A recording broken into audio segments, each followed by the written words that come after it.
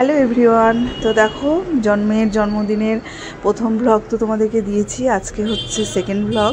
তো প্রথম ব্লগে তো রান্নাবান্না সমস্ত কিছু দেখিয়ে দিয়েছি, আর এবার দেবো মেয়েকে, খাবারটা দিয়ে দেবো। সব রান্না আমার রেডি হয়ে গেছে।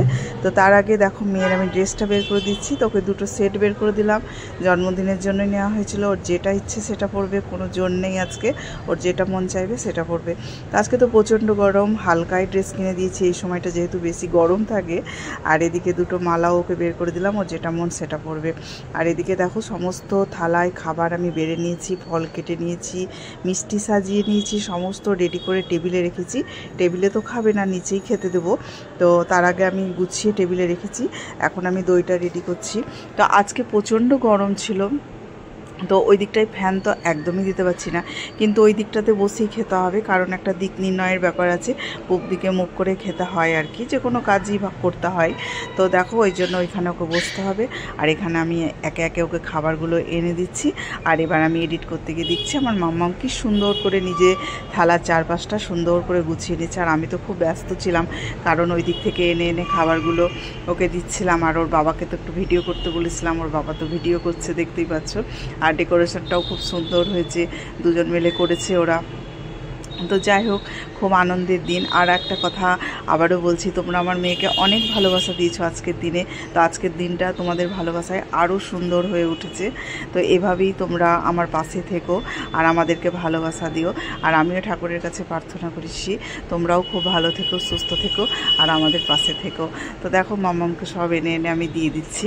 আর এদিকটায় ফ্যান বন্ধ, দুটো কারণ আছে, প্রদীপ জ্বলছে তার জন্য ফ্যানটা অফ আছে, তার জন্য প্রচণ্ড গরম লাগছে। ঘরে দিলে হয়তো ভালো হতো, কিন্তু ঘরে সেই রকম জায়গা, এত বড়টা জায়গা থাকতো না। ডাইনিংয়ে যত বড়টা জায়গা, এই সঙ্গে দেখবো একটু জায়গা লাগে।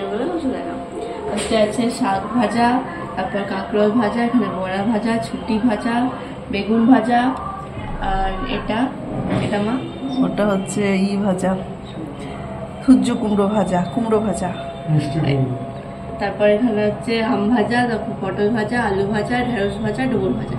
এখানে পোলাও, ডাল, ছানার ডালনার তরকারি, আমের চাটনি, দই, পায়েস, সেরকম মিষ্টি, আর এখানে আছে ফল। ঠিক আছে। তো এই সময় খেতে দিয়ে মেয়ের সঙ্গে একটু মজা করছিলাম। মেয়েকে বললাম আমি কি কি রান্না করেছি বল তো তুই। তো মেয়ে তো দেখতেই পেলে বললো, আর এক জায়গায় আটকে গিয়েছিলো, তো সেগুলো আমি বলে দিলাম আর কি। তাই খুব মজা হলো, একটু হাসি হলো।